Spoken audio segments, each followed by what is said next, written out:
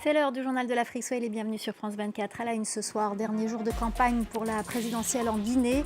Les candidats ont commencé à regagner Conakry, la capitale, après plusieurs semaines de campagne à l'intérieur du pays. Ils sont 8 au total à se présenter contre le chef de la transition, Mamadi Doumbouya. Nous serons à Conakry dans ce journal. Le Mali qui rate son entrée à la CAN, la Coupe d'Afrique des Nations. Les Aigles ont été tenus en échec par la Zambie, par un nul, un but partout.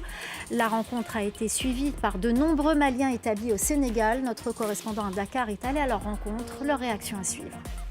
Et puis à la fin de ce journal, on ira au Bénin à la découverte des traditions locales, annonciatrices des fêtes de fin d'année, chants, danses et satire au programme. Reportage de nos correspondants dans cette émission.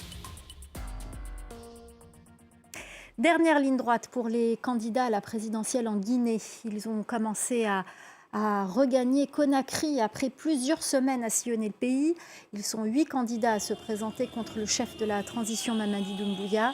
Les Guinéens devront aller les départager ce dimanche. La correspondance de Malik Diakité.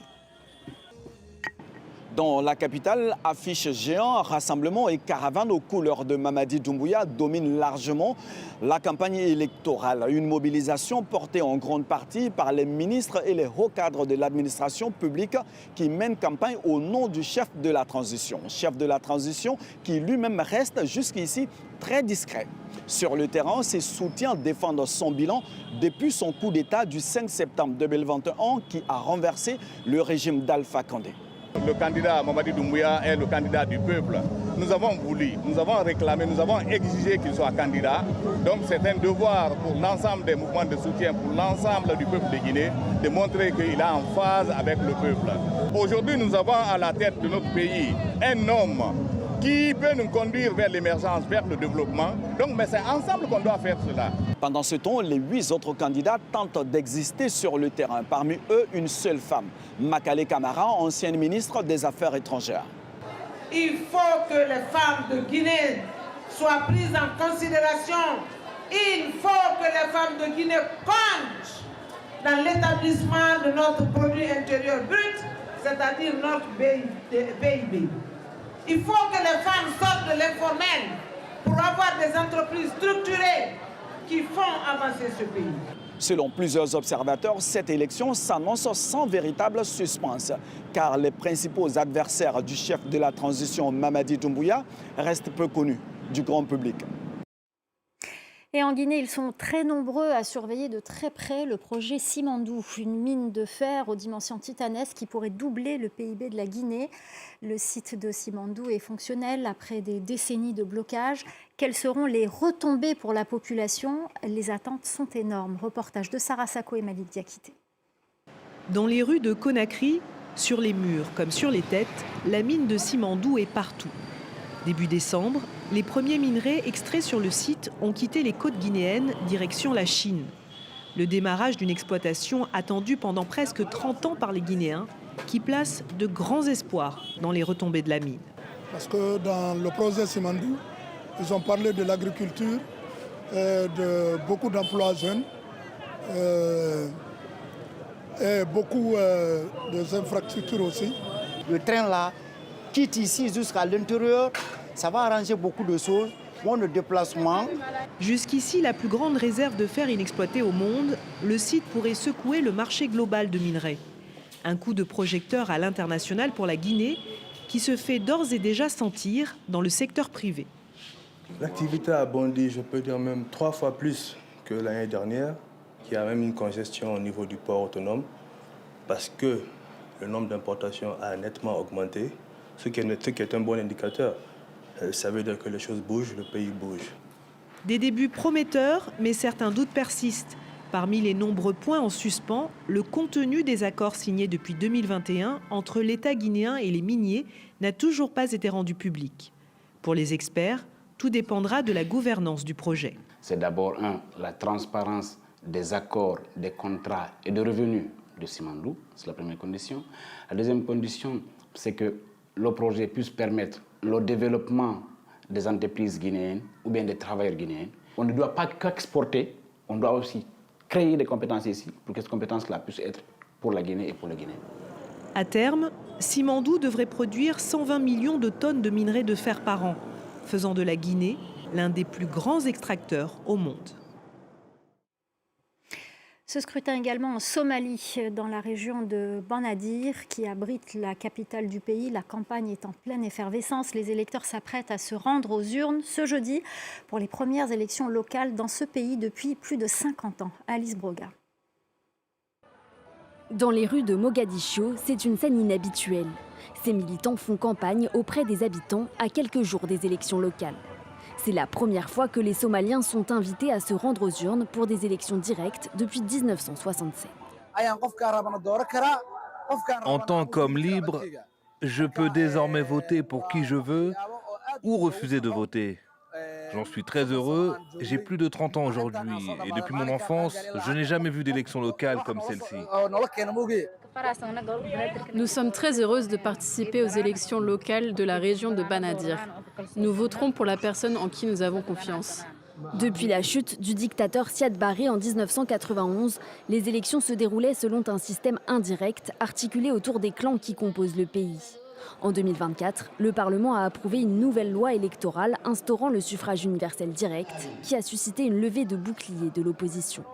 Les élections locales, prévues d'abord à l'automne, ont été reportées plusieurs fois, notamment à la demande des partis politiques qui réclamaient plus de temps pour s'organiser en vue du scrutin. Nasra Hussein Ali, candidate au conseil local de Mogadiscio pour le parti Justice et Solidarité, tente de convaincre les électeurs et attend beaucoup du vote le 25 décembre. Cela fait plus de 50 ans que mes parents et moi n'avons jamais vu ce genre d'élection municipale. Mais aujourd'hui, je suis très heureuse d'assister à ce grand événement après 50 ans. Cela me rend vraiment très heureuse. Après les élections locales, la réforme prévoyait aussi l'élection du président somalien au suffrage universel direct. Mais face aux critiques de l'opposition, le président Hassan Sheikh Mohamud a dû trouver un compromis. Le nouveau président sera élu par le Parlement lors des prochaines élections en 2026. Et on vous parle football avec cette rencontre de la CAN Zambie-Mali à Casablanca au Maroc. Les Aigles du Mali, grands favoris, ont été tenus en échec avec un score nul d'un but partout. Le Mali avait pourtant dominé la rencontre. Les supporters sont forcément déçus. Notre correspondant au Sénégal, Elie Mandao, est allé à la rencontre de la communauté malienne à Dakar. Écoutez.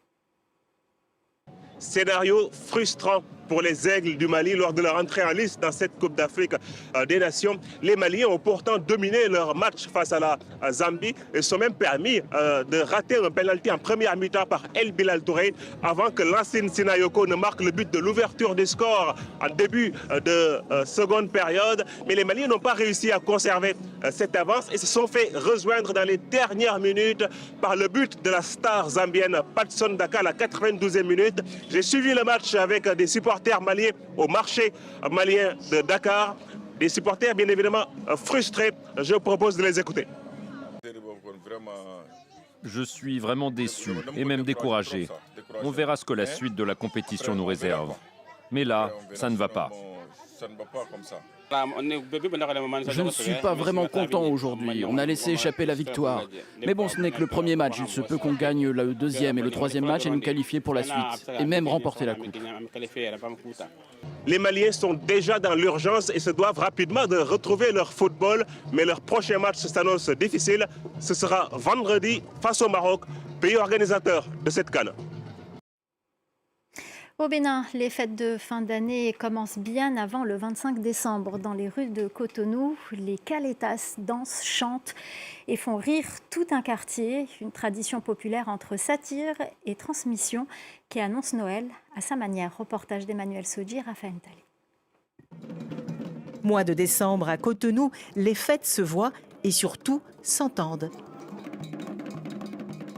Dans les rues, les Kaletas, ils dansent, chantent, s'arrêtent devant les maisons et les boutiques, annonçant Noël à leur manière. Ça donne un signal, ça montre que Noël s'approche. Pour que la tradition ne disparaisse pas, dans cet atelier, on dessine les Kaletas. Les enfants observent leurs détails et en apprennent quelques codes. Je suis pressée de revoir les enfants de mon quartier faire Kaleta. Quand je vois passer des Kaletas, j'ai envie de faire comme eux, de me déguiser et de faire rire. Regardez bien le Kaleta, vous allez voir. on lui apprend à respecter les devanciers et à respecter la tradition. Forcément, ça éduque aussi la jeunesse. Le Kaleta obéit à des règles. La préparation se fait à l'écart des non-initiés avant la sortie dans le quartier. Arrête-toi, ici c'est un couvent, tu ne peux pas filmer à l'intérieur. Dans ce quartier de Gbégamé, au centre de Cotonou, il se faufile entre les étals, s'arrête devant les maisons et récolte au passage des friandises, parfois quelques pièces. Ça apporte beaucoup de joie dans le cœur des gens. Quand on les voit danser, cela nous fait du bien. Et nous leur devons le respect. Sur l'histoire des Kaleta, les versions divergent. Certaines évoquent des influences afro-brésiliennes, d'autres revendiquent une source strictement béninoise. Nous avons déjà un masque ici au Bénin appelé le coutro. Et ce masque servait à faire peur aux enfants. Un masque du Bénin. Mais c'est suite à ce masque que les afro-descendants ont créé le Kaleta.